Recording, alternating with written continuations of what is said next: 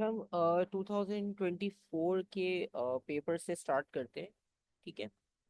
और जो आंसर्स आते होंगे तो आप चैट में मेंशन कर सकते हो। ठीक है। और जहाँ डिस्क्रिप्शन होगी तो उसकी कैलकुलेशन और वर्किंग हम डिस्कस कर लेंगे। वैल्यू ऑफ जी आपको पता है कि 9.8 यूज़ करनी है थ्योरी की तरह।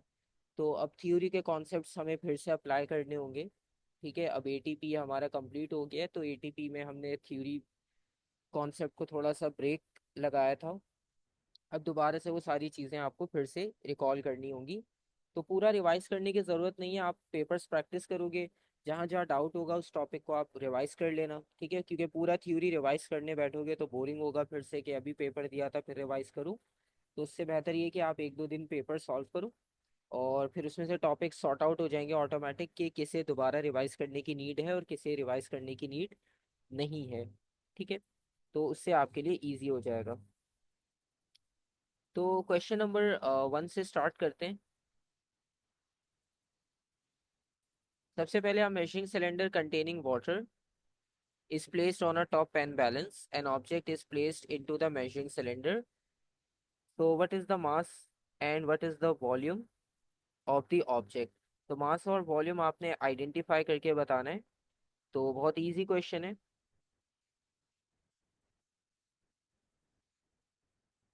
तो वाटर और सिलेंडर जब रखा था उस वक्त मास था 20 और अब मास हो गया 54, यानी 34 इंक्रीज आया है। ठीक है। तो उसके अकॉर्डिंगली सी या डी हो सकता है। और वॉल्यूम की बात करें तो वो 5 और 10 के मिड में था, यानी 7.5 होगा। अब वो 15 और 20 के मिड में यानी 17.5, तो 10 चेंज आया, बिल्कुल सही। ऑप्शन टी होगा।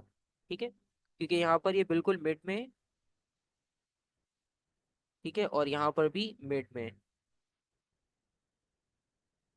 तो चेंज आप देख सकते हो 10 का चेंज आया है, तो according to that option C.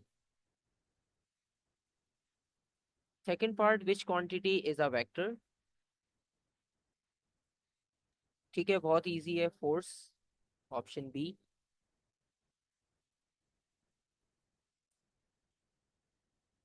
Okay. Number three, the table shows the distance traveled by a car in each 2 seconds time interval during a 12 seconds period of its journey.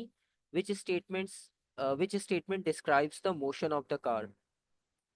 तो 0 से 2 में आप देख सकते हो उसने 10 मीटर डिस्टेंस कवर किया।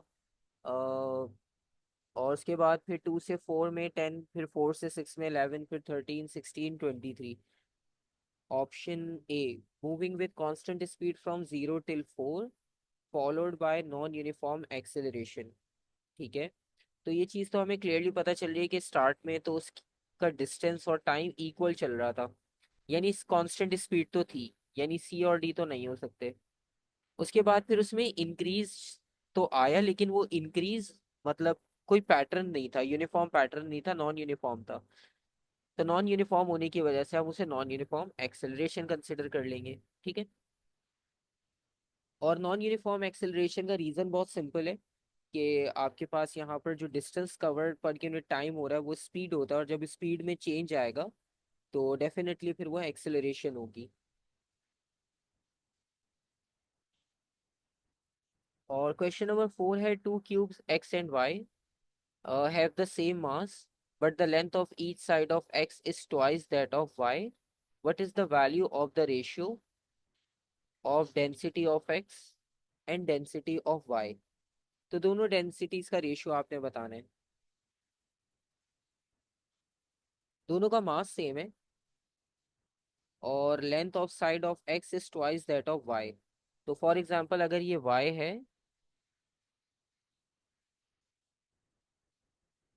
तो एक्स इससे डबल है।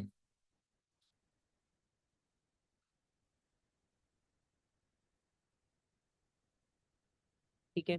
तो आपने ऑप्शन बताया, ऑप्शन ए। ठीक है। अब डेंसिटी होता है मास अपॉन वॉल्यूम। तो मास तो दोनों का सेम है, और अगर आप दोनों डेंसिटीज का कंपैरिजन करोगे तो ये हो जाएगा mass upon volume divided by mass upon volume. ठीक है, बस डिफरेंस इतना होगा कि ऊपर वाली वैल्यू एक्स की होगी और नीचे वाली वैल्यू y की होगी। दोनों का मास तो सेम है, वो तो कैंसिल आउट हो जाएगा, लेकिन दोनों का जो वॉल्यूम होगा वो डिफरेंट होगा। ठीक है।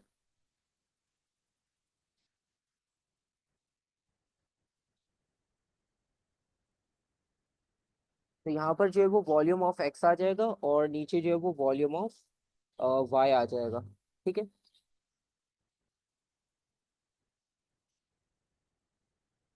और इसमें आपके पास ऑप्शन आ रहा है ए। ठीक है।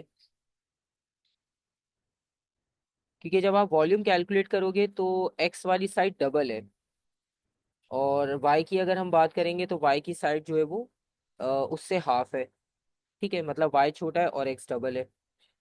तो जब आप इसकी कैलकुलेशंस करोगे तो ये इस तरह से बनेगा, m/bx, और ये वैल्यू फ्लिप होकर ऊपर आ जाएगी। तो y ऊपर आ गया, x जो है वो डिनोमिनेटर में रहेगा, m और m कैंसिल आउट हो जाएगा।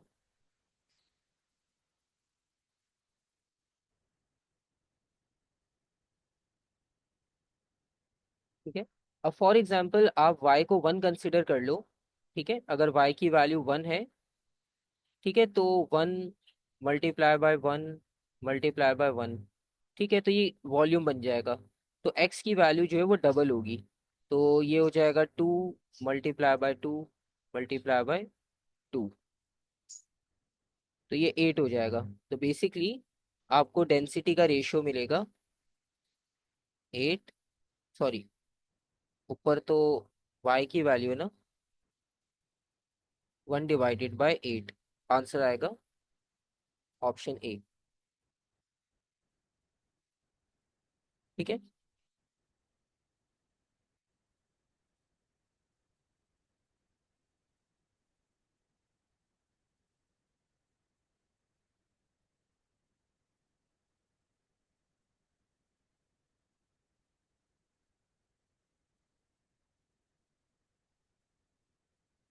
Question number 5। अच्छा, क्वेश्चन नंबर 5 जो है वो रिपीटेड है, ये पहले भी पास पेपर में आ चुका है। और इसमें बस आपने बताना है in which direction does the surface push back on the object. तो वो रिएक्शन फोर्स की बात कर रहे हैं। ठीक है, तो रिएक्शन फोर्स आपको पता है हमेशा 90 डिग्री पर होती है। तो इसका बिल्कुल सही है, ऑप्शन सी होगा answer.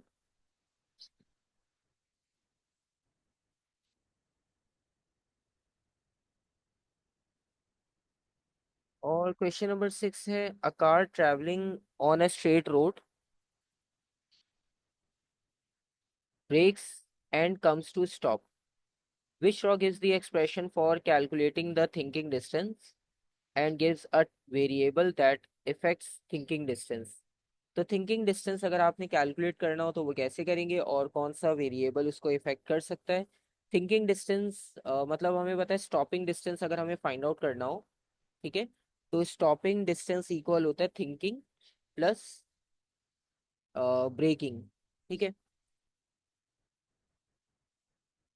Stopping distance is equals to thinking distance plus braking distance. और अभी आपने फाइंड आउट करना है thinking distance.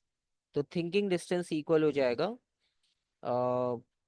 Stopping minus braking. ठीक है, तो stopping minus braking option C में है और ऑप्शन डी में है। तो इसका मतलब है ए और बी पॉसिबल नहीं हो सकते। और क्योंकि बात हो रही है थिंकिंग डिस्टेंस की, तो थिंकिंग डिस्टेंस जो है वो डिपेंड करता है बेसिकली ह्यूमन बॉडी पर। मतलब अगर आई साइट वीक है तो हम देर से रिएक्ट करेंगे। इसी तरह से अगर बॉडी में टाइटनेस है तो हम देर से रिएक्ट करेंगे। या स्पीड ऑफ द कार की बात करें, अगर स्पीड ऑफ द कार बहुत ज़्यादा है तो हमारे माइंड में होता है कि आपको ब्रेक थोड़ा पहले अप्लाई करनी पड़ेगी। ठीक है, तो इसमें आपके पास ऑप्शन होगा D.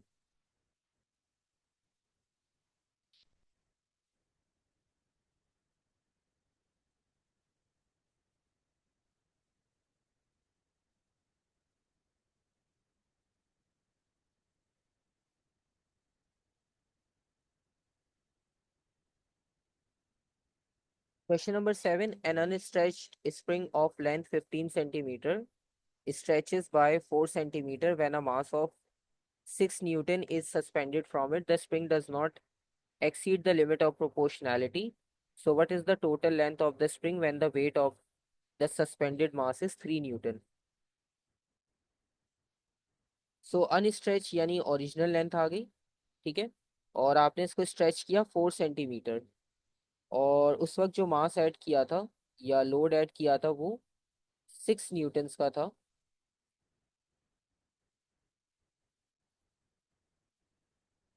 Okay, option B, the spring does not exceed limit, यानी दोनों डायरेक्टली प्रोपोर्शनल चलेंगे। So when the weight of suspended mass is 3, यानी अब आपने फोर्स को हाफ कर दिया, ठीक है, पहले फोर्स 6 थी, अब फोर्स हाफ कर दी, तो इसका मतलब है जो एक्सटेंशन है वो भी हाफ हो जानी चाहिए।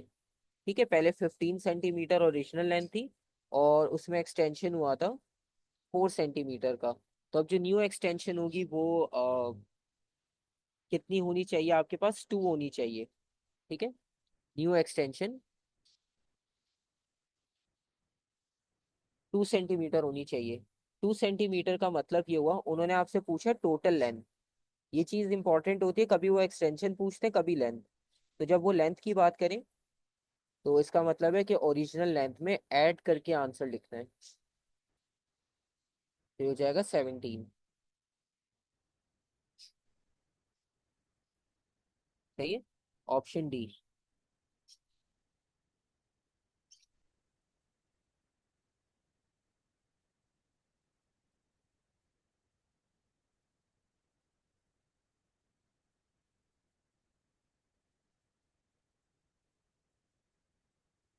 Question number 8, which statement describing the moment of a force about a pivot are correct?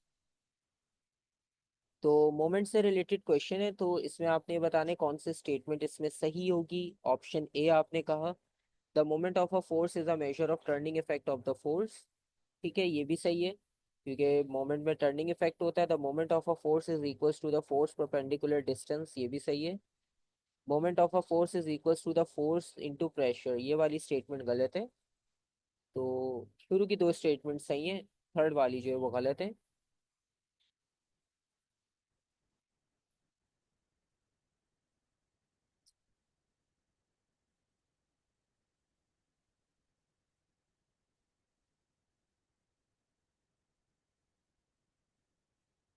Question number 9 है, four objects have identical shapes but different distributions of mass. The center of gravity of each of object is shown by the dot mark G. Which object is the most stable? तो इसमें जो distribution है masses की, उसके accordingly आपको क्या लगता है कौन सा जो है वो ऑब्जेक्ट सबसे ज्यादा स्टेबल होगा?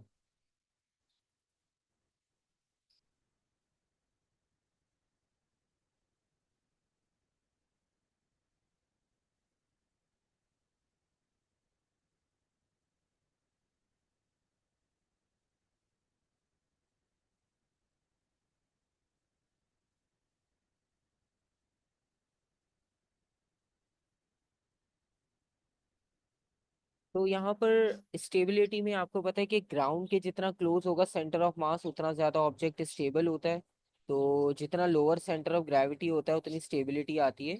तो सबसे लोअर जो आपके पास सेंटर ऑफ मास है वो ऑप्शन सी में आपको मिलेगा, ठीक है।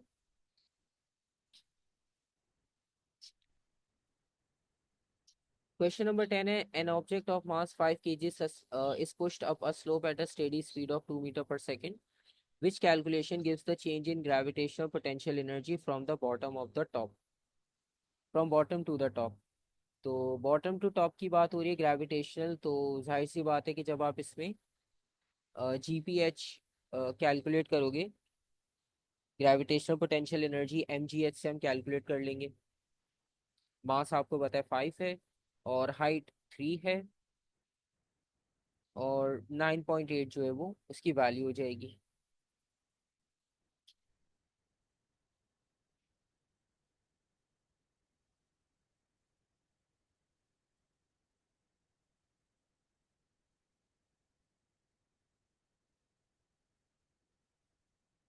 Question number 11, a student of mass 60 kg climbs some steps. He travels a horizontal distance of 2 meters and a vertical distance of 1.5 meter.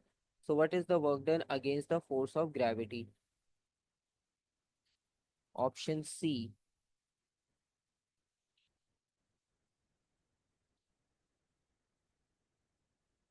तो फोर्स जो है वो डिस्टेंस की जगह तो 1.5 ले लेंगे हम, और फोर्स की जगह पर मास इंटू 9.8, तो वही आपके पास mgh बन जाएगा यहाँ पर भी।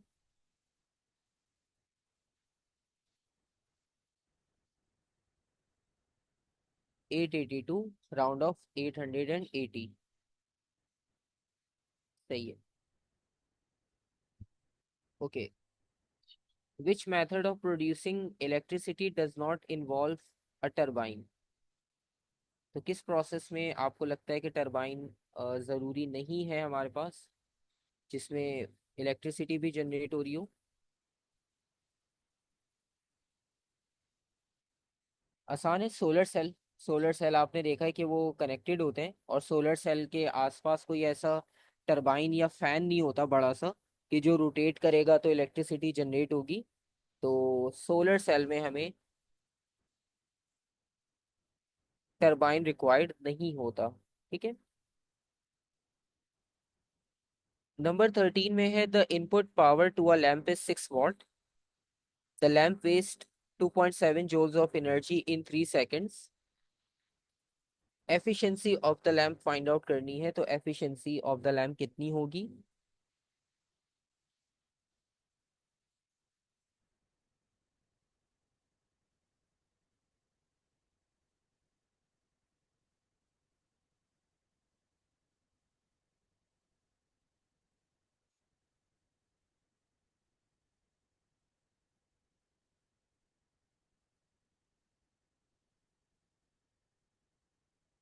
अच्छा, अब यहाँ पर उन्होंने आपको बस ये ट्रिक किया है कि वेस्ट फॉर्म ऑफ एनर्जी बता दी। ठीक है। तो वेस्ट का मतलब ये है कि हम पहले वेस्ट वाली जो है वो पावर अगर कैलकुलेट कर लें तो हमें यूजफुल का पता चल जाएगा। तो पहले हम वेस्ट पावर कैलकुलेट करते हैं।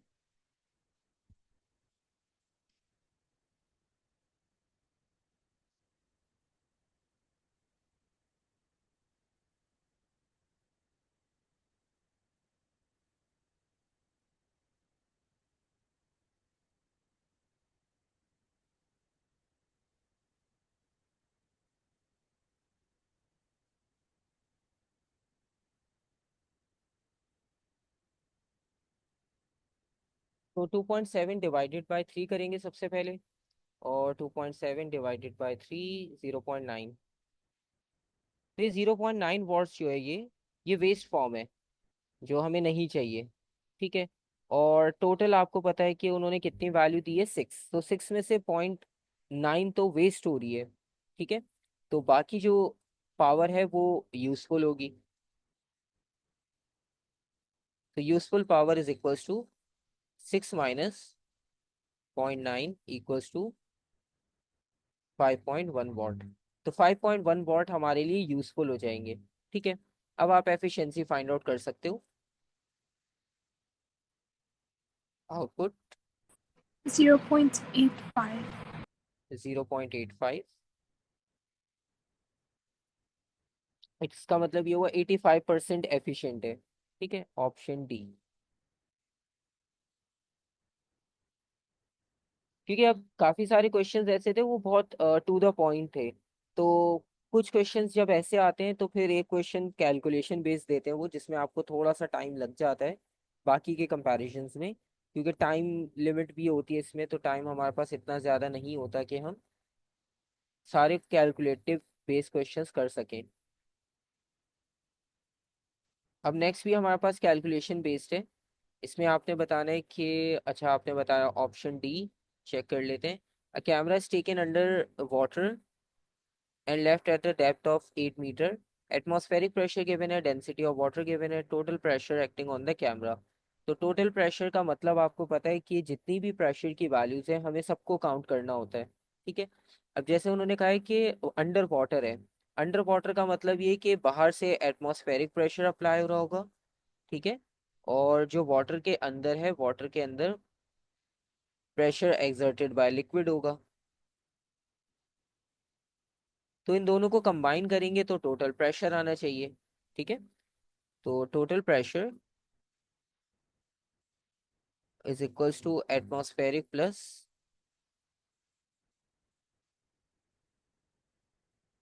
Pressure in liquid.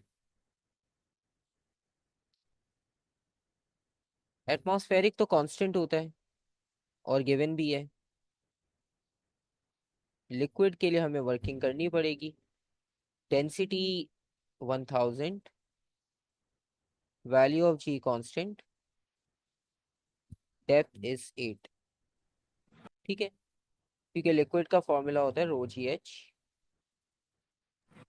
It's D. Option D, okay.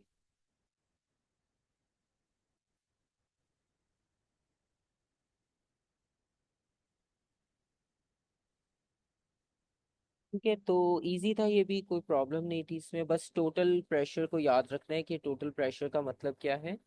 तो यहाँ तक अगर आपने नोटिस किया हो तो 14 क्वेश्चंस जो हैं वो जर्नल फिजिक्स से थे। ठीक है, अब जो क्वेश्चन नंबर 15 है ये थर्मल का सेक्शन स्टार्ट हुआ है।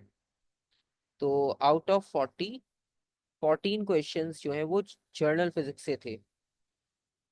इसका मतलब 14 डिवाइडेड बाय 40 अगर आप करो, 35% of MCQ paper from journal physics. ठीक है,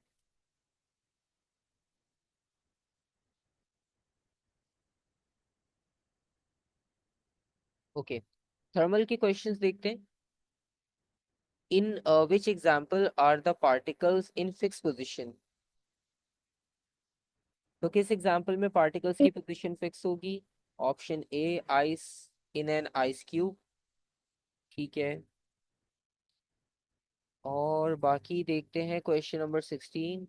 अ gas expand slowly and its temperature remains constant. तो गैस एक्सपेंड कर रही है, टेम्परेचर कांस्टेंट है।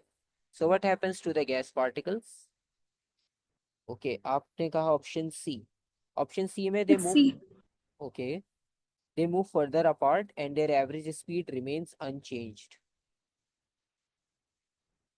अगर ऑप्शन ए देखें, they move further apart and their average speed decreases, ठीक है, तो ऐसा नहीं है, क्योंकि इसका रीजन बहुत सिंपल सा है। क्योंकि हमें कभी कभार ये होता है कि हमें बाद में याद आता है कि ये वाला ऑप्शन भी तो सही हो सकता था, तो ये तो डिस्कस ही नहीं किया। तो मैं इसलिए रीजन बता देता हूँ कि टेम्परेचर डायरेक्टली प्रोपोर्शनल होता है काइनेटिक एनर्जी, और काइनेटिक एनर्जी का फॉर्मूला आपको याद है, हाफ एम वी स्क्वायर। तो अगर स्पीड में चेंज आता है तो उसका मतलब है kinetic energy change, temperature change. तो स्पीड में चेंज जो है वो आपके पास नहीं हो सकता, तो ये इंक्रीज डिक्रीज वाले ऑप्शन पॉसिबल ही नहीं है। ठीक है, तो इस वजह से ऑप्शन सी होगा।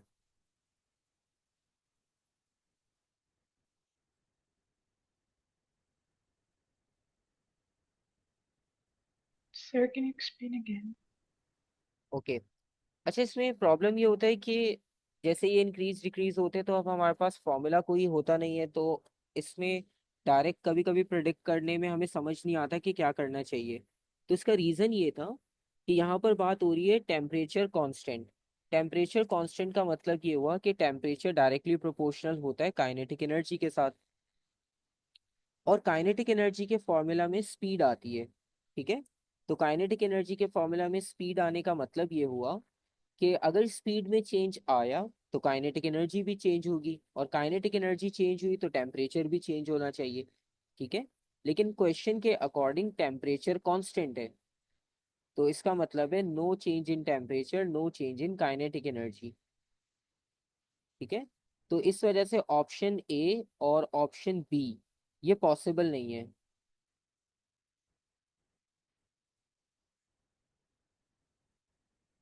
क्योंकि ए में लिखा हुआ है स्पीड डिक्रीज, अगर स्पीड डिक्रीज हुई तो काइनेटिक एनर्जी डिक्रीज होगी, टेम्परेचर डिक्रीज हो जाएगा।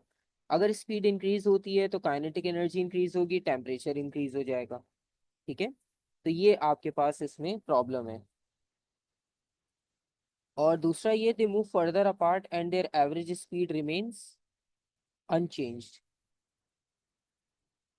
तो अनचेंज का मतलब यही है कि स्पीड में कोई चेंज नहीं आ सकता, और जब स्पीड में कोई चेंज नहीं आएगा तो काइनेटिक एनर्जी में कोई चेंज नहीं आएगा, और सेम टेम्परेचर में भी कोई चेंज नहीं आएगा। ठीक है, तो ये रीज़न है कि कभी कभार हमें ये होता है कि कोई और ऑप्शन इसमें से बाद में हमें याद आता है कि ये भी तो हो सकता है, ये क्यों नहीं हुआ सही।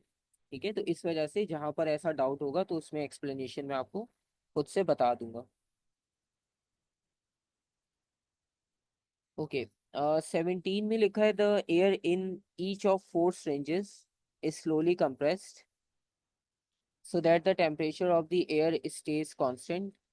अच्छा, इस बार टेम्परेचर सेम है पहले की तरह। ओके, आपने बताया ऑप्शन बी, चेक कर लेते हैं। और यहाँ पे कंप्रेशन हो रहा है यानी वॉल्यूम डिक्रीज हो रहा है, तो प्रेशर तो बढ़ना चाहिए वैसे। The volume before and after compression for each syringe are given in the table. The air in all four syringes initially at same pressure. तो इनिशियल जो है वो प्रेशर सबका सेम था। तो इसमें आपने बताना है कि सबसे स्मॉलेस्ट चेंज प्रेशर में किस एग्जाम्पल में आया है।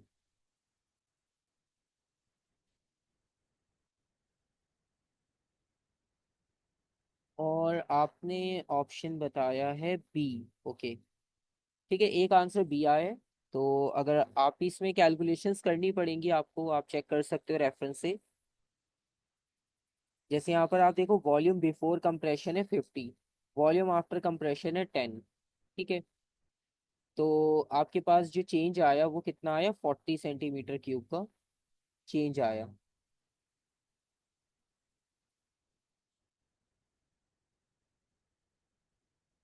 40 सेंटीमीटर क्यूब कम हो गया।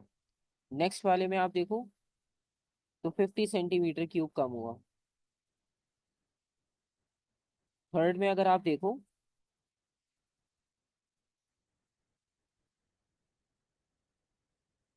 तो 375।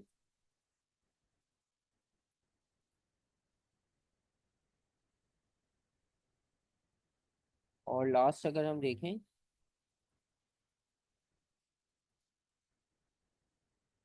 300।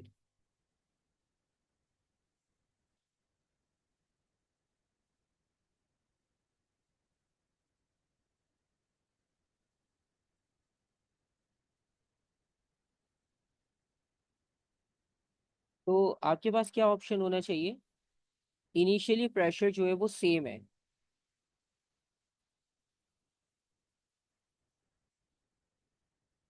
तो प्रेशर वन की वैल्यू सेम होगी। ठीक है, और आपने स्मॉलेस्ट प्रेशर चेंज बताना है, तो आप इसको इजीली चेक कर सकते हो। फॉर एग्जांपल आप फॉर्मूला यूज करते हो P1 V1 = P2 V2। ठीक है, और आपने फाइंड आउट करना है P2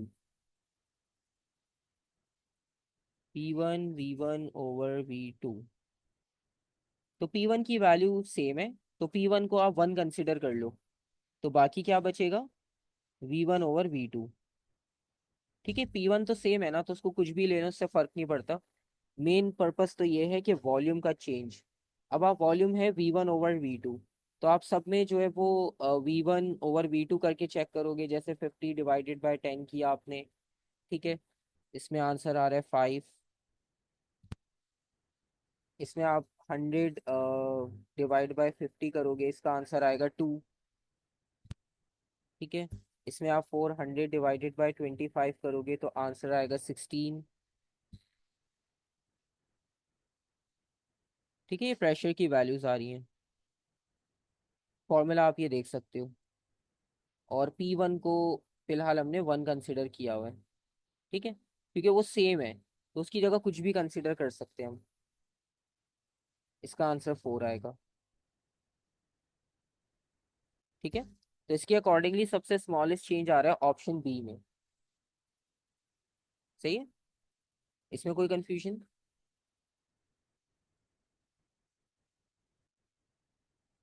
अगर किसी को कोई डाउट है तो वो दोबारा पूछ सकता है।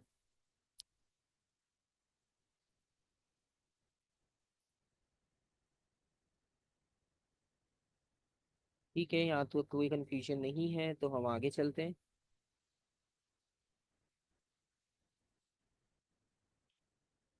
Question number 18। The temperature of a substance is measured with a liquid in glass thermometer, which physical property changes so that the temperature can be measured। तो क्या फिजिकल प्रॉपर्टी में चेंज आना चाहिए कि जिससे फिर हम टेम्परेचर को मेजर कर सकें?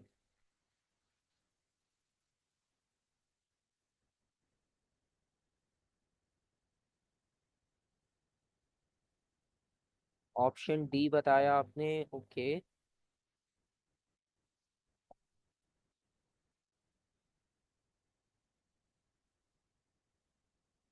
ऑप्शन डी में वॉल्यूम ऑफ द लिक्विड बिल्कुल सही है, क्योंकि थर्मामीटर में जब उसका लेवल इंक्रीज होता है तो जाहिर सी बात है उसको हम वॉल्यूम ही कंसिडर करते हैं। ठीक है।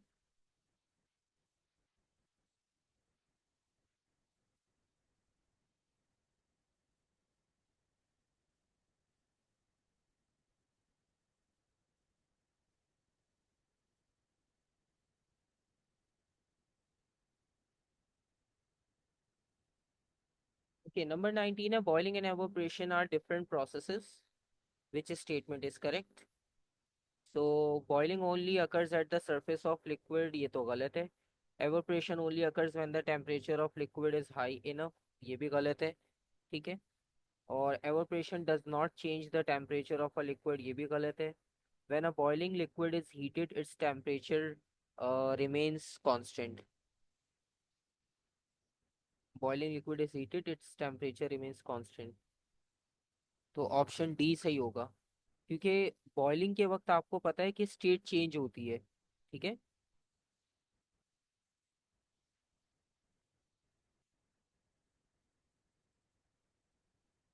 और बॉइलिंग पॉइंट जो होता है वो 100 डिग्री पर होता है, उसके बाद जो है वो वाटर गैस में कन्वर्ट होगा। ठीक है, उसका टेम्परेचर और नहीं बढ़ेगा। ठीक है।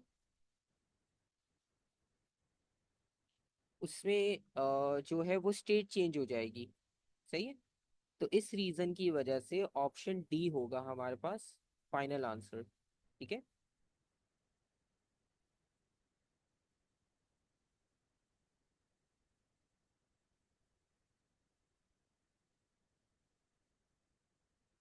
ठीक है, बाकी सारे ऑप्शंस तो आप देख रहे हो वो तो सारे गलत हैं, उनमें से तो कोई पॉसिबल हो ही नहीं सकता किसी भी तरह से। तो जो हमारे पास फाइनल पॉसिबिलिटी है वो ऑप्शन डी की है।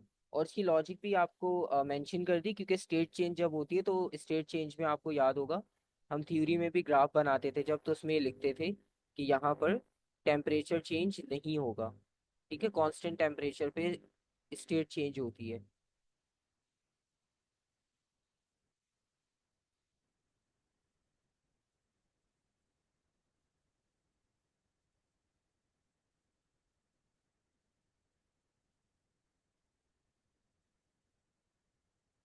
Question number 20, glass beaker contains water. When the center of the base of beaker is heated, a convection current is set up. So which statement explains this? Convection current की बात हो रही है, easy है। Convection में आपको पता है कि हाई एनर्जेटिक पार्टिकल्स ऊपर चले जाते हैं जो लेस डेंस होते हैं, और मोर डेंस पार्टिकल्स या लेस एनर्जेटिक पार्टिकल्स डाउनवर्ड आ जाते हैं, बॉटम की तरफ सिंक हो जाते हैं। तो उसके अकॉर्डिंगली अगर हम देखें, evaporation of water causes water molecules to rise to the surface. The expansion of water molecules causes them rise to the surface.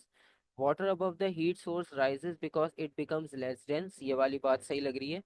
ठीक है, क्योंकि उससे ऊपर जो उन्होंने बात की है वो तो एक्सपेंशन और उससे रिलेटेड है, तो उसका कन्वेक्शन में आपको याद होगा कि कोई इसका लिंक नहीं है। ठीक है, नोट्स आपके पास लिंक में अभी भी अवेलेबल हैं, तो आप वहां से डाउनलोड करके दोबारा भी रिव्यू कर सकते हो। The water at the side falls because it becomes less dense, less नहीं, यहाँ पे मोर डेंस होना चाहिए था, फिर सही हो जाती स्टेटमेंट। ठीक है। तो एक्सपेंशन की वजह से राइज नहीं करते, ये बात गलत है। ठीक है, evaporation of water causes to rise to the surface, evaporation तो होती ही सरफेस के ऊपर है, तो ये राइज कैसे कर सकता है इसे? ठीक है। तो इसकी वजह से आपके पास सिर्फ ऑप्शन सी ऐसा बचता है कि जो इस चीज को सही एक्सप्लेन कर रहा है। ठीक है, कि जो लेस डेंस पार्टिकल्स होंगे वो ऊपर की तरफ मूव करेंगे।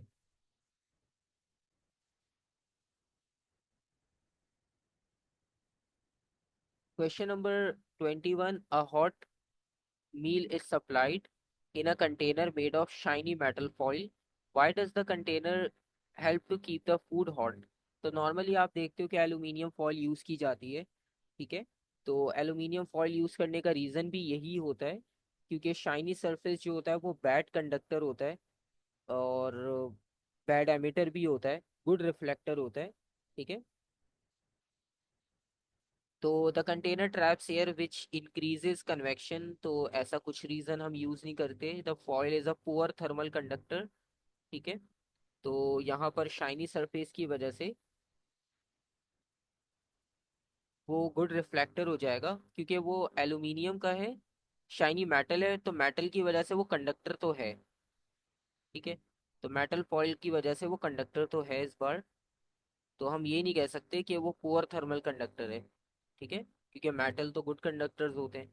Shiny metal foil is a good absorber of infrared radiation, and shiny metal foil is a poor emitter of infrared radiation. अब आपने जो फॉइल के अंदर चीज रखी है उसको गर्म रखना है, उसका टेम्परेचर हाई था, उसको आपने हीटअप किया और उसे फॉइल में रैप कर दिया, ताकि वो अपने टेम्परेचर पे ज़्यादा देर तक मेंटेन रह सके, ठीक है। तो हमारा फॉइल करने का पर्पज़ ये था कि उसकी हीट बाहर ना जाए, ताकि वो ठंडा ना हो जल्दी, ठीक है। तो इस वजह से ऑप्शन डी होगा, shiny metal foil is a poor emitter of infrared radiation, क्योंकि वो शाइनी है, तो शाइनी होने की वजह से वो बाहर उसे एमिट होने नहीं देगी, ठीक है। ये आपके पास यहाँ पे इसका आंसर होगा।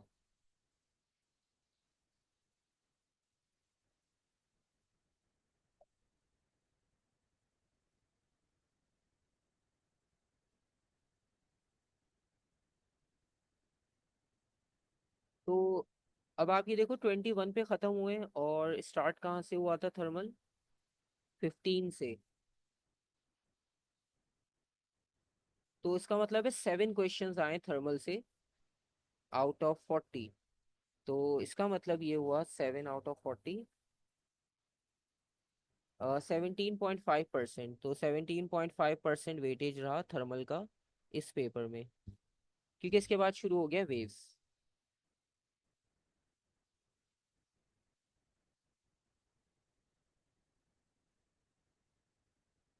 Question 22, which quantity is defined as the number of wavelength passing a point per second? Simple सी डेफिनेशन है, ठीक है, फ्रिक्वेंसी की।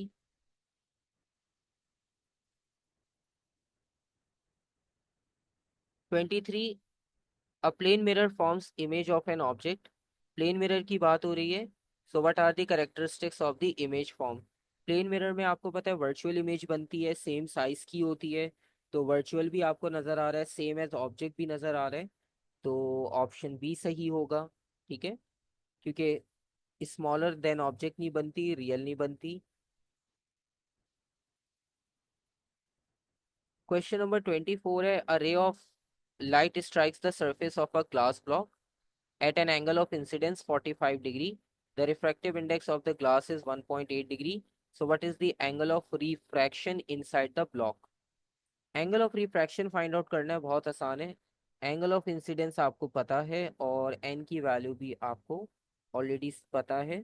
तो n is equals to sine i over sine are,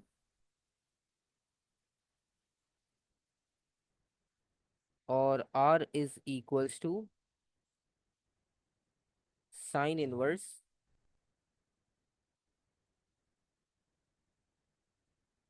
sign i over n. तो direct value substitute करते हैं।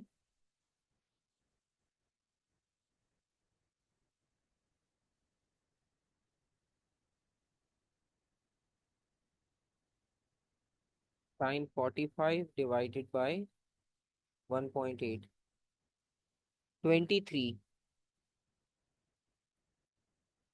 Option A.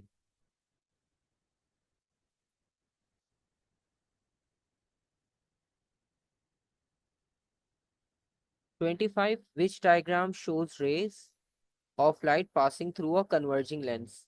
Converging lens में आपको पता है कि सेंटर की तरफ, मतलब एक दूसरे की तरफ लाइंस जो है वो बेंड होती हैं, ताकि वो एक पॉइंट पे मीट कर सके, ठीक है। तो उसके अकॉर्डिंगली अगर आप देखो, इसका एक आसान तरीका भी होता है। जो लाइंस जा रही है ना, आप उनके पाथ को कंटिन्यू कर दो। जैसे ये लाइन पहले जिस डायरेक्शन में जा रही थी, आप वहाँ कंटिन्यू कर दो। तो उससे आपको पता चल जाएगा कि लाइट अंदर की तरफ बेंड हुई है या बाहर की तरफ। यहाँ पर आप देखो। ठीक है।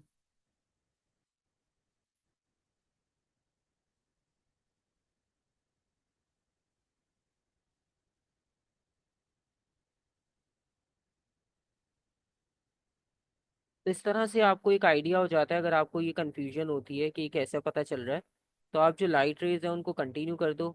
उससे आपको पता चल जाएगा कि लाइट रेज अंदर आई हैं या बाहर गई हैं। अब आप देखो, इसमें अंदर बैंड हुई है, इनसाइड, इनसाइड। इसमें बाहर गई है, आउटसाइड, आउटसाइड। इसमें भी आउटसाइड, आउटसाइड। तो ऑप्शन ए करेक्ट होगा। ठीक है।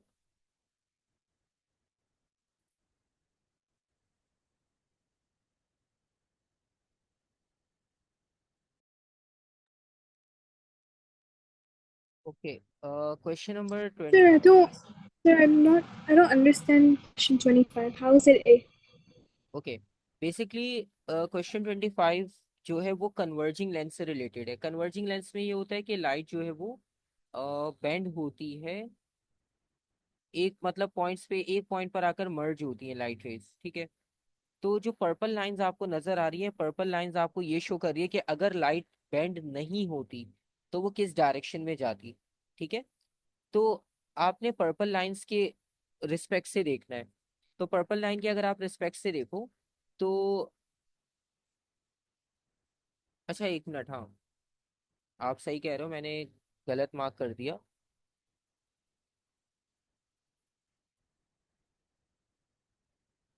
एक मिनट। ठीक है।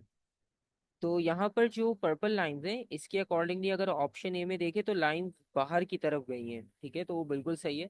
मैंने मार्किंग गलत की थी। बी में ऐसा हुआ है कि बी में पर्पल लाइंस के बॉटम पर ब्लैक लाइन है, इसका मतलब है वो इनसाइड बैंड हुई है। तो बी ऑप्शन करेक्ट होगा। ठीक है। तो ये मिस्टेक थी, सॉरी। तो ये आप इसे एक बार चेक कर लेना। ठीक है। और नेक्स्ट देखते हैं।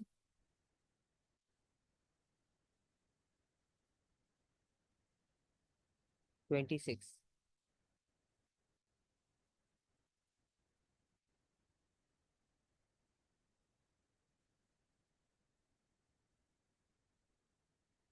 A beam of white light is incident on a glass prism.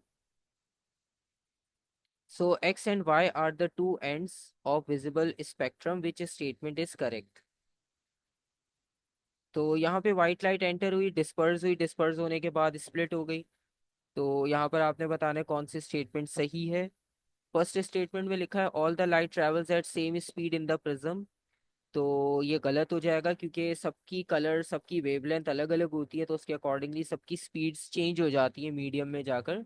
ठीक है। सिर्फ वैक्यूम में सबकी स्पीड सेम होती है, वैक्यूम के अलावा स्पीड डिफरेंट होती है। तो सेम स्पीड नहीं हो सकती। The light at x has lower frequency. इसकी फ्रीक्वेंसी बिल्कुल सही है, लो होगी। इसकी वेवलेंथ हाई होगी, क्योंकि रेड कलर आपको पता है टॉप पर होता है। तो रेड कलर की वेवलेंथ हाई होती है, और वॉयलेट कलर जो है वो बॉटम पे होता है, और इसकी वेवलेंथ शॉर्ट होती है। तो ये वाली बात सही है। सी भी देख लेते हैं। The light at X refracts more as it leaves the prism than the light at. तो हम बात कर रहे थे ऑप्शन सी की। ऑप्शन सी में लिखा हुआ लाइट एट एक्स रिफ्रैक्ट्स मोर, तो एक्स वाली लाइट तो रिफ्रैक्ट हो ही नहीं पाई इतनी जितनी वाई रिफ्रैक्ट हो रही है, तो ये वाली बात भी गलत हो जाएगी। ठीक है। और फिर फाइनल है the white light refracts away from the normal as it enters the prism. ठीक है। अब वाइट लाइट जो है वो बेसिकली अंदर जाके स्प्लिट हो गई 7 कलर्स में। तो अब अंदर वाइट लाइट तो बची नहीं, उसके अलावा जो है वो उससे ज्यादा आपके पास कलर्स वाली लाइट आ गई। तो इसका मतलब है सिर्फ ऑप्शन बी एक ऐसा वैलिड पॉइंट है जो इसमें सही है। ठीक है।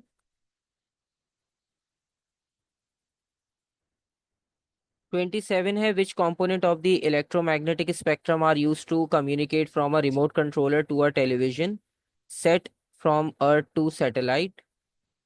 तो remote controller to TV set के लिए डेफिनेटली इंफ्रारेड यूज करते हैं हम, ठीक है। और बाकी अर्थ से सैटेलाइट के लिए माइक्रोवेव्स, ऑप्शन ए, क्योंकि इसमें लाइट यूज नहीं करते, ठीक है, और अल्ट्रा वायलेट यूज नहीं करते, तो ऑप्शन ए सही बनेगा।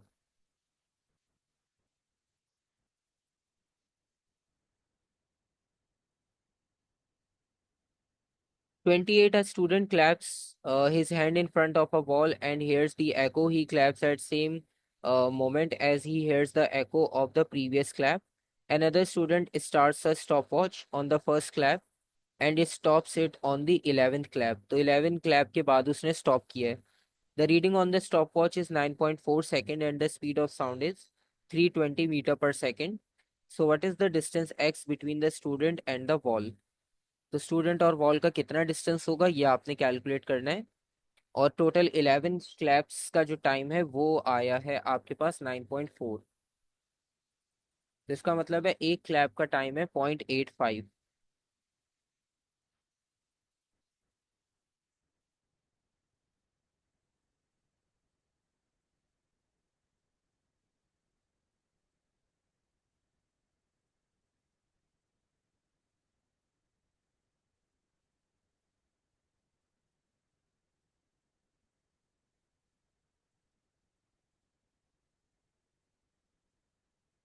तो इसमें आपने डिस्टेंस कैलकुलेट करना है कि कितना आपके पास जो है वो डिस्टेंस यहाँ पर हो सकता है।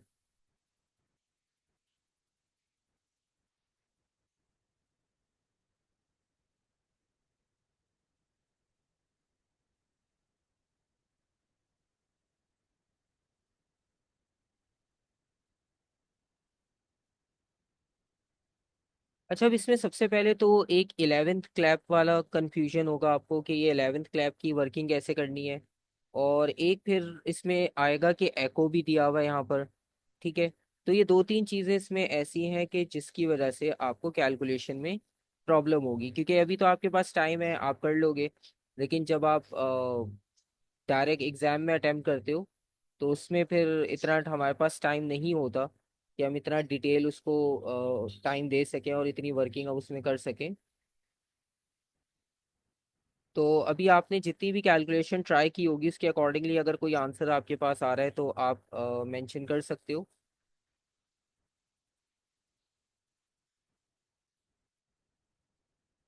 So don't we have to use the distance formula, speed times time, हाँ, यूज and then तो we get होगी। 270? क्योंकि होता है कि जब एको की बात होती है तो हमने पहले भी डिस्कस किया था अल्ट्रासाउंड्स और उस सब में कि डिस्टेंस जो है वो डबल होता है बेसिकली, क्योंकि जितना फॉरवर्ड गया उतना ही बैकवर्ड आएगा। तो इसके अकॉर्डिंगली अगर हम देखें तो स्पीड है 320 और इसको मल्टीप्लाई करना चाहिए क्योंकि फॉर्मूला है v is equals to distance over time और हमें डिस्टेंस फाइंड आउट करना है। तो velocity into time is equals to distance, ठीक है। तो वेलोसिटी और इनटू टाइम, तो अगर आप इसे मल्टीप्लाई करते हो, ठीक है, इक्वल्स टू डिस्टेंस। और डिस्टेंस जो है वो यहाँ पर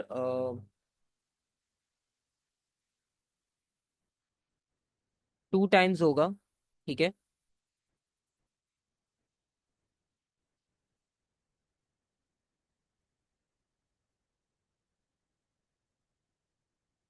और एक चीज और कि यहाँ पर उन्होंने लिखा था 11th क्लैप, ठीक है। 11th क्लैप का मतलब ये हुआ कि आपके पास टोटल क्लैप कितनी कंप्लीट हो चुकी होगी, 10, ठीक है। क्योंकि अगर आप काउंटिंग शुरू करोगे तो फर्स्ट सेकंड थर्ड फोर्थ इस तरह से जब आप काउंटिंग करोगे तो 11th क्लैप का मतलब है टोटल 10th क्लैप उस वक्त कंप्लीट हो जाएगा, क्योंकि रिफ्लेक्ट होकर आएगा ना तब सुनाई देगा। क्योंकि पहली वाली तो क्लैप आपकी होगी, उसके बाद जब वो रिफ्लेक्ट होकर आएगी तब आपको वो दूसरी सुनाई देगी, फिर तीसरी, फिर चौथी, फिर पांचवी, इस तरह से चलेगी। तो इसका मतलब ये हुआ कि टोटल आपके पास यहाँ पर 10 क्लैप्स होंगी, ठीक है। 11th क्लैप का मतलब है 10 कंप्लीट हो गई। सही है। तो ये वैल्यू बनेगी यहाँ पर कुछ, और इससे आप फिर डिस्टेंस कैलकुलेट कर सकते हो।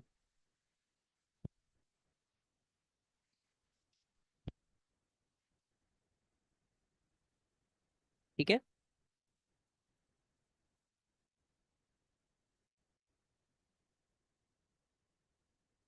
तो अगर इसकी कैलकुलेशन करें, 320 into 9.4 divided by 20, so 150, option B.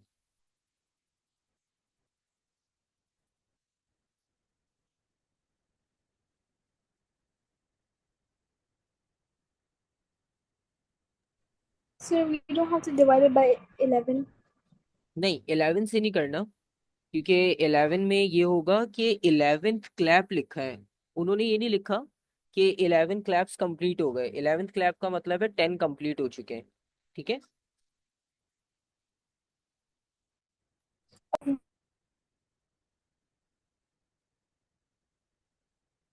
तो इस वजह से हमें 10th वैल्यू कंसिडर करनी है, 11 नहीं।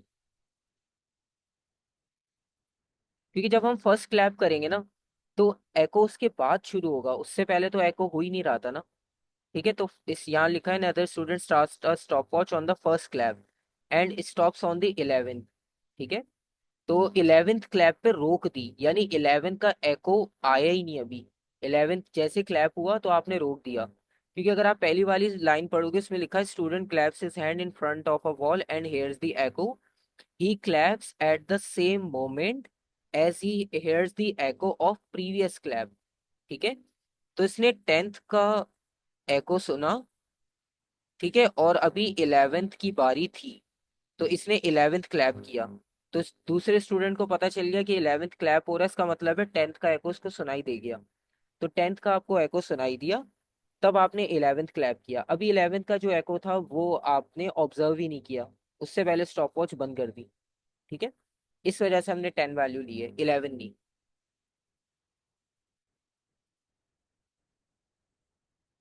और फिर 29 से इलेक्ट्रिसिटी शुरू है, electricity and magnetism.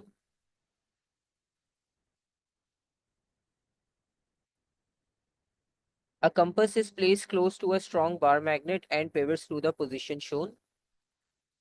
So which type of magnet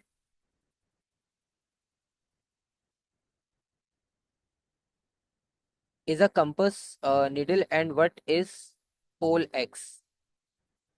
pole X के बारे में आपने बताना है कौन सा होगा, और ये कंपास की डायरेक्शन से आपको हेल्प मिल सकती है बताने में। तो निडल जो है वो परमानेंट मैग्नेट है, क्योंकि इंड्यूस तो है नहीं, वो परमानेंट होता है वो, तभी वो डायरेक्शन बता पाता है। और एक्स जो है वो नॉर्थ होगा, क्योंकि नॉर्थ से फील्ड बाहर की तरफ जाएगी और वो साउथ पे रिसीव होगी, तो ये नॉर्थ होगा। Option C.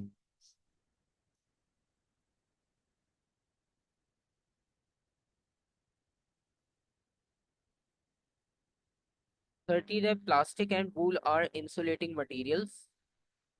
Sample of plastic and wool are rubbed together. This causes a transfer of electron, which row shows the direction of electron transfer and the final charge on both materials।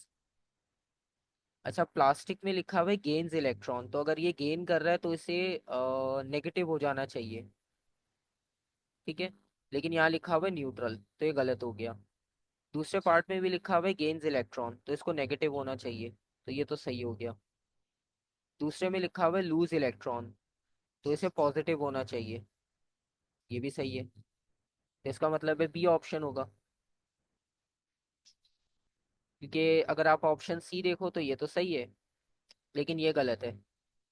Electron gain करे और उस पर positive charge आ गया। ठीक है। और यहाँ पर ये गलत हो जाएगा, तो ऑप्शन बी।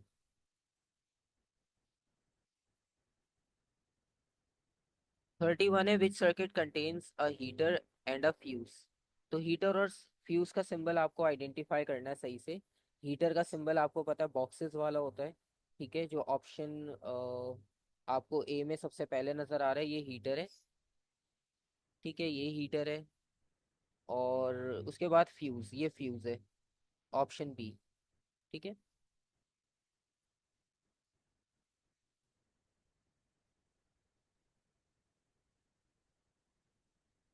32 में a light dependent resistor LDR is use to be as an input sensor for an intruder alarm circuit. when there is no light when there is no light on the LDR, the lamp switches on. The resistance of the fixed resistor is less than that of lamp. Which diagram shows the circuit? अब LDR की अगर बात करें तो LDR को use किया जा रहा है अलार्म के लिए। और जब वो कह रहे हैं कि कोई लाइट नहीं थी LDR पे तो लैंप स्विच ऑन था, क्योंकि जब लाइट की इंटेंसिटी कम होती है तो रेजिस्टेंस ज़्यादा होती है और उसी वक्त लैंप ऑन हो जाता है। ठीक है। तो the resistance of the fixed resistor is less than that of the lamp. इसकी रेजिस्टेंस जो है वो फिक्स्ड रेजिस्टर से कम है। So which diagram shows the circuit? तो कौन सा सर्किट आपको लगता है इसमें से इसके लिए सही होना चाहिए इस सेटअप के लिए?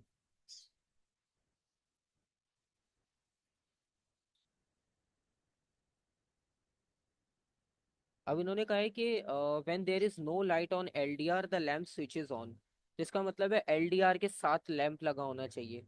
ठीक है। तो LDR के अकॉर्डिंगली अगर हम देखें तो वो सिर्फ ऑप्शन बी में है, क्योंकि यहाँ पर जो लैंप है वो रेजिस्टर के साथ लगा हुआ है।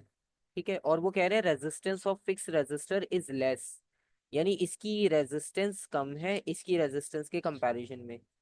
तो इन दोनों का वोल्टेज भी बराबर नहीं आ पाएगा, तो ये सर्किट भी गलत हो जाएगा। ठीक है। तो बी में आपके पास पॉसिबिलिटी सही होगी। और ये वाला तो कॉम्बिनेशन ही डिफरेंट है, सी और डी। डी तो सीरीज में है, तो उसमें तो पॉसिबिलिटी बनी नहीं पाएगी। ठीक है। 33 है potential divider potential difference of 4 volt produces a current of 3. How much energy is transferred during 10 seconds? Energy का फॉर्मूला अप्लाई करना है, VIT।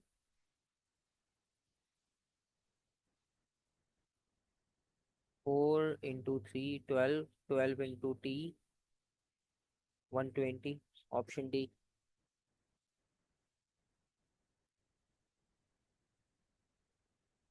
34 the diagram shows a generator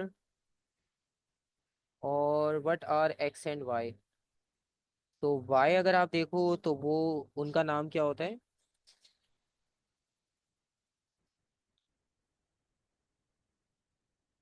slip rings. ठीक है। और X की अगर बात करें तो X साउथ पोल होगा।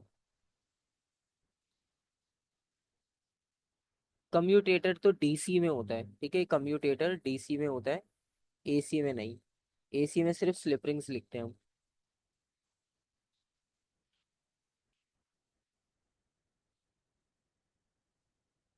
क्वेश्चन 35 है the diagram shows a loud speaker that is producing a sound. The student writes 4 sentences about the loud speaker. Which sentences are correct? तो लाउड स्पीकर में सबसे पहले कह रहे हैं there is a direct current in the coil of wire. ये तो गलत है, क्योंकि इसमें कंटिन्यूस वाइब्रेशन होती है। तो कंटिन्यूस वाइब्रेशन के लिए हमें जो है वो DC नहीं AC सोर्स चाहिए होगा। ठीक है, क्योंकि आपको पता है लाउड स्पीकर वाइब्रेट करता है, तो वो वाइब्रेशन होती है कंटिन्यूस चेंज की वजह से। तो DC सोर्स से तो नहीं हो सकता। अब जैसे यहाँ लिखा हुआ ना चेंजिंग मैग्नेटिक फील्ड, तो ये सही है। चेंजिंग मैग्नेटिक फील्ड के लिए AC चाहिए होगा आपको, DC से तो वो हो नहीं सकता। A force is produced on the coil of wire attached to the cone. ये फोर्स भी प्रोड्यूस होगी क्योंकि यहाँ पर फ्लेमिंग्स अगर हम वो यूज करें लेफ्ट हैंड रूल, तो फोर्स की वैल्यू भी होगी, तभी वो कॉइल वाइब्रेट करती है। Cone spins around due to force, spin तो वो नहीं करती। इसका मतलब है 2 और 3 सही है, ऑप्शन सी।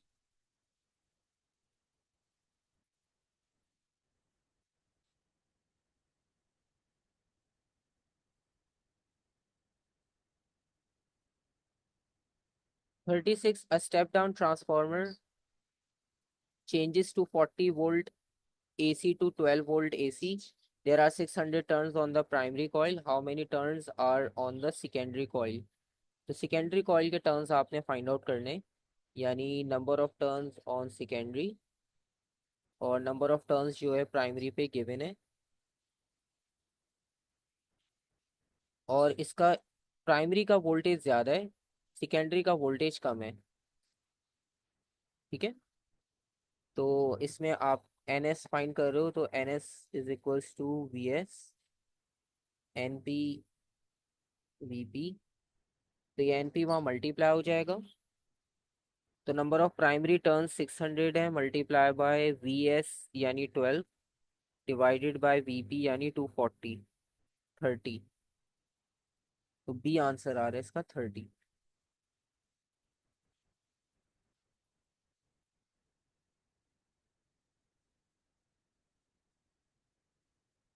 के बाद न्यूक्लियर स्टार्ट हो रहा है 37 से। Alpha particles are directed at a thin gold foil. Only a very small proportion of alpha particles are deflected through very large angles. Which fact about the nuclei of gold atom is not a conclusion of this experiment? इसमें से आपने बताना है कौन सा gold foil experiment का conclusion नहीं है। ठीक है, इसमें पहला पॉइंट लिखा है they are surrounded by mostly empty space. सही है ये वाला पॉइंट तो। ठीक है, ये होता है। दे आर वेरी स्मॉल, ये भी सही है। दे contain most of the mass of the atom, ये भी सही है। They contain protons and neutron, ये सही नहीं है, क्योंकि मतलब आपको एक्सपेरिमेंट में ये चीज़ नहीं पता चली थी कि प्रोटॉन और न्यूट्रॉन न्यूक्लियस में होंगे। ठीक है, ये इसका कंक्लूजन नहीं है।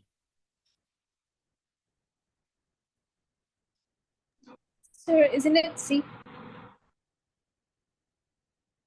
दे contain most of the mass of the atom. अच्छा, सी वाली स्टेटमेंट सही है, क्योंकि उन्होंने कहा which fact about the nuclei of the gold atom, यानी न्यूक्लियस की बात हो रही है। तो न्यूक्लियस में तो आपको पता है कि सबसे ज्यादा मास न्यूक्लियस में ही होता है। ठीक है, मोस्ट ऑफ द मास। तो ऑप्शन सी वाली स्टेटमेंट करेक्ट है, हमें ढूंढनी है नॉट करेक्ट। ठीक है। Sir, but it is correct, but you're not. That's not the conclusion for this experiment because hmm. alpha particles are positively charged, so they get deflect.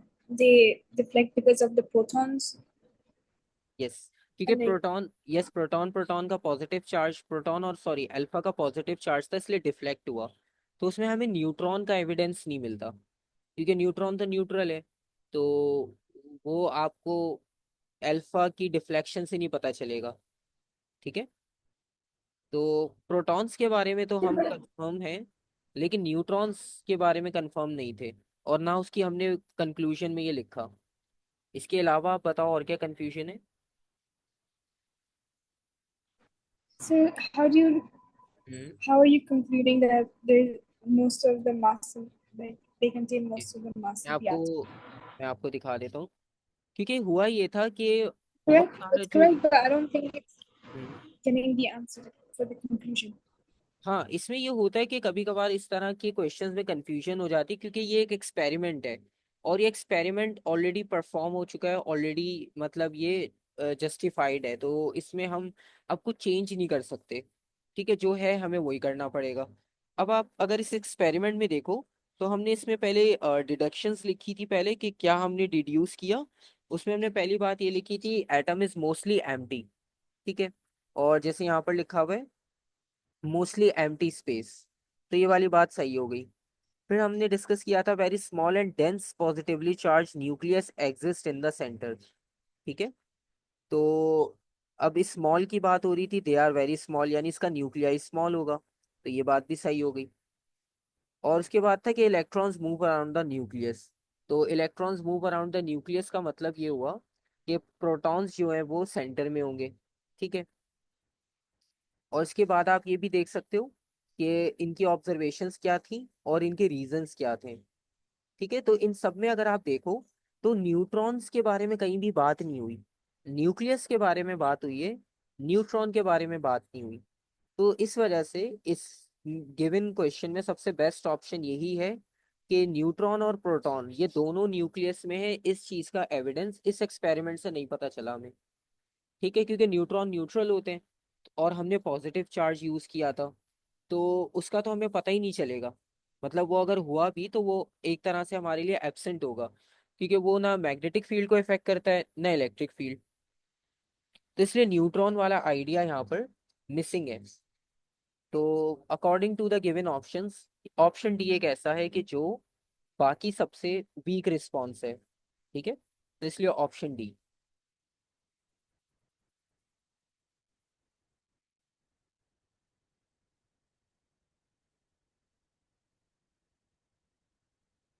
और question number 38, a radio active source emitting only gamma radiation is placed in front of a radiation detector which measure the count rate.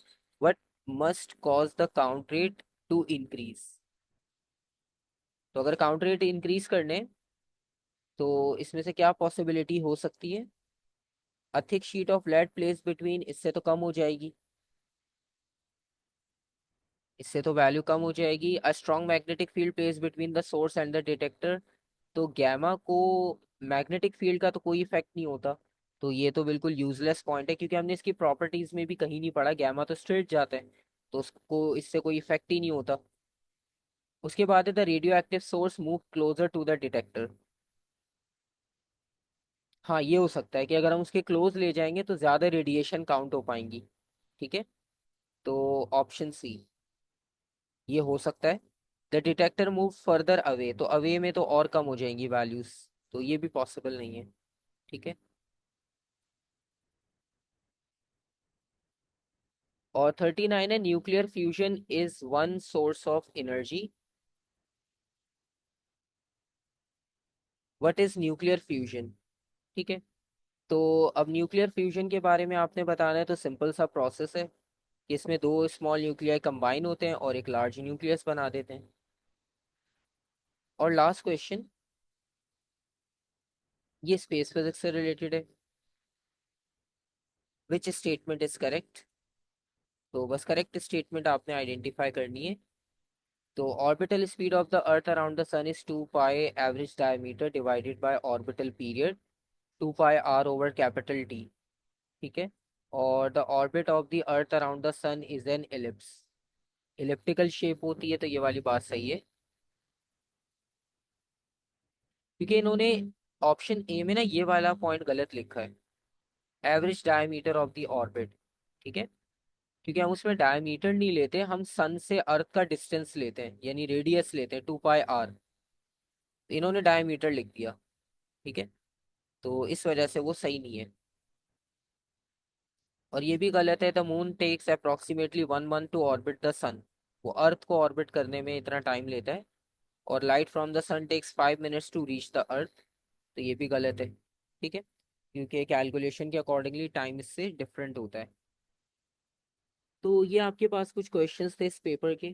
ठीक है, मैं आपको इसके solution ये send कर दूंगा, इसकी मार्किंग स्कीम भी सेंड कर दूंगा, तो आप क्रॉस चेक भी कर सकते हो। ठीक है, और फिर नेक्स्ट हम उसमें एक और पेपर प्रैक्टिस कर लेंगे, तो इस तरह से कंप्लीट एक पेपर आपके पास प्रैक्टिस हो जाया करेगा। और जो आप प्रैक्टिस कर रहे हो वो आप मेंशन कर देना, ताकि वो फिर रिपीट ना हो क्लास में। ठीक है, हम कोई और उसकी जगह प्रैक्टिस कर लेंगे।